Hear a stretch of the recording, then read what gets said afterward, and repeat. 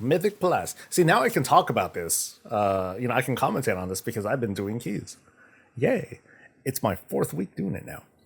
All right, we're rolling out some changes to Mythic Plus with the release of War Within Season 2 and wanted to share a few more insights on what you can expect to see when those changes arrive on the Undermine PTR.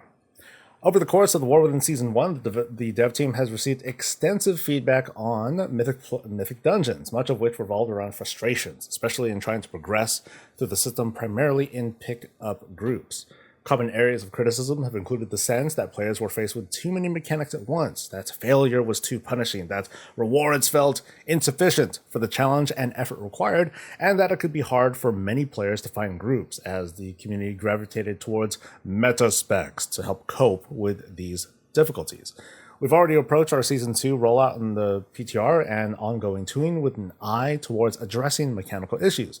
Cast times on critical enemy spells have been significantly increased, tank damage spikes reduced in magnitude and or given better telegraphs, the overall number of threats in an average pack of enemies has been reduced, and more. We also made improvements to rewards and especially reducing the penalty of failing to finish a dungeon with a timer in the Sirenal content update, but we understood that there's still more to do in order to fully address the feedback we've been hearing. Now, as we approach our second season, we have a chance to make some broader changes to the structure of Mythic dungeon progression. A factor that we see in an underlying cause of many of the cited issues is the lack of smooth and healthy difficulty to reward progression in the current system, and rewards are an essential part of that picture. The introduction of delves has significantly changed the endgame reward ecosystem. Players who were accustomed to doing Mythic Plus in past expansions may have geared up in delves at the start of War Within Season 1, and then looked at the Mythic Plus reward track and found few or no rewards worth their time below the Mythic 7 level or so. That had two main effects, as in, one, lots of players would enter the system at Mythic 7, since they didn't need more champion gear and Mythic 7 was the first level to drop hero track items from each run. However, often these players frankly lacked the dungeon experience required to succeed at that level. Dealing with a 70% bonus to enemy health and damage on top of Challenger's Peril, making deaths more costly, was never designed to be an environment in which to learn mechanics for the first time, and yet many players ended up doing just that. I told you. This heavily impacted success rates, led to a sense of inconsistency from group to group, and made many players more wary and more selective in filling groups for their keys. So they're kind of describing this snowballing effect. Meanwhile, keys in the 2 to 6 range had a shallow applicant pool, especially past the first few weeks of the season. That meant even players who tried to start at a lower difficulty level in order to build the experience to succeed at plus 7 keys also often had a hard time finding and forming groups, experiencing many of the same frustrations. Looking ahead to Season 2, our aim is to make the Mythic Dungeon system more rewarding from the outset and to smooth out the difficulty progression so that each step feels approachable. To that end, we're making the following changes. Here we go.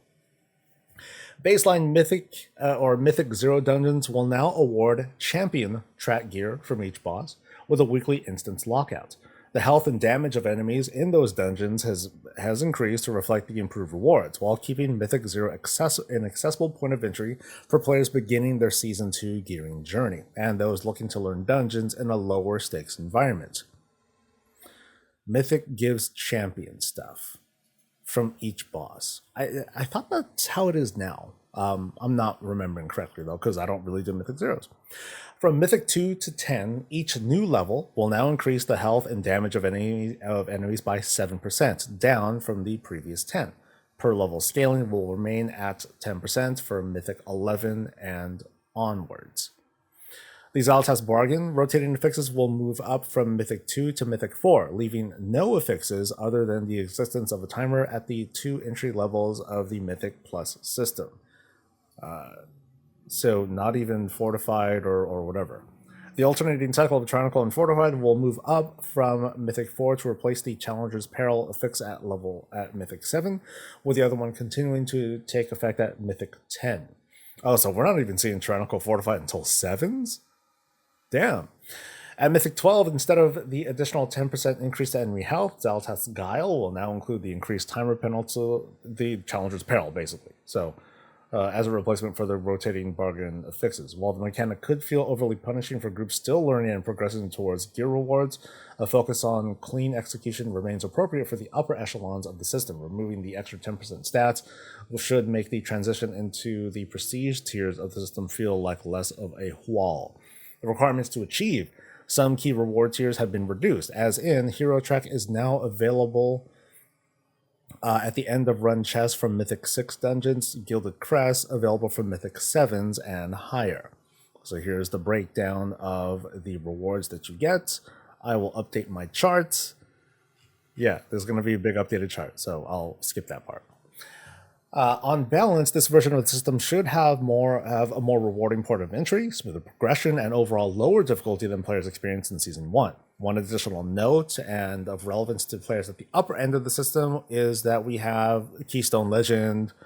We're changing the rating requirement from Keystone Legend from 2850 to 3000. It's being done to keep it at a comparable level of challenge and prestige after the changes to overall scaling. We'll also be decoupling this achievement from the system that allows players to set a floor for their high-level keystones. Instead, once a player has finished all 8 season dungeons at a Mythic 12, their keystone will no longer automatically de-level below a 12. Once a player has timed all dungeons to a 13, the new floor will be 13, and so on. Oh, okay, so, well, that's very high-level stuff. So at the high end, there's no depletion once they get into that realm of, hey, we got the 12s, okay, cool.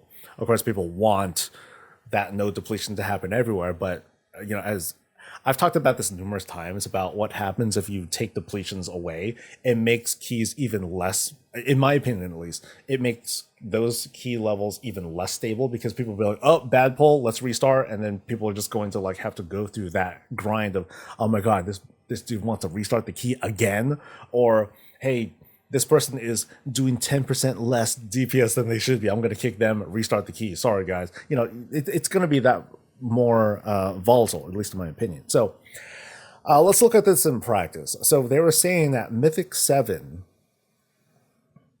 this is kind of big here. So at Mythic 7, that's when Fortified or Tyrannical kick in. And we get Gilded. 10 Gilded, to be precise. So using season 1 numbers or the season 1 experience that I've had, that feels all right. Especially because we're getting the lower multiplier, because this would have been what 70. I think the blog post said 77%. So yeah, that's going to feel quite a bit easier. Now, how are we going to do this in practice, though? How are we going to do this in practice? So at the beginning of the season, I'm going to make some presumptions here, and I'm going to say that we're probably going to have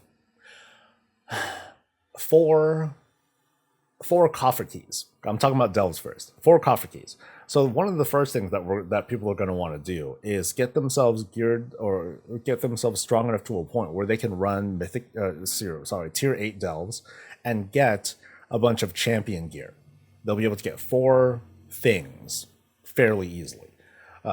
Actually, maybe 5 things if RNG is with them. Plus a piece of hero gear, or plus maybe 2 pieces of hero gear if they were to also get a Delver's Bounty, because they'll get the Delver's Bounty, they'll use it on an 8, they get 1 piece of hero gear, and then there's going to be another piece of hero gear possibly waiting for them in the vault the following week.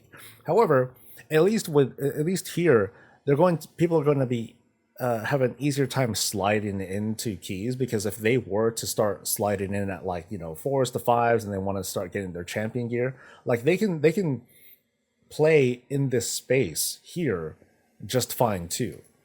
They'll be able to get their gear in the same way that they'd be getting delves. So this would be the group option. Hey, I complete stuff, I get a piece of champion gear, hero gear awaits me next, for the next thing, and I get some crests out of it. So if we're to try to kind of line this up against delves, this feels fairly competitive in a much better way. So it's people don't feel oh, I have to do the delves in order to feel like I'm doing good, or that I'm doing keys. I could spend time here to learn. But if someone were to gear a lot through delves and they were able to get, to this point where, okay, I'm gonna play in this space, does this feel better? Can they go straight? Can those folks go straight into sevens and start getting the 10 gilded per shoot? I'm pretty sure this is for timing the key. Yeah, I'm pretty sure this is going to be for timing. So they'll get this much for timing, and then they'll get, I believe, 6 if they don't. So if I recall correctly, if you do not time, you get 4 less than, yeah, you get 4 fewer crests than you would from this initial reward, which is cool.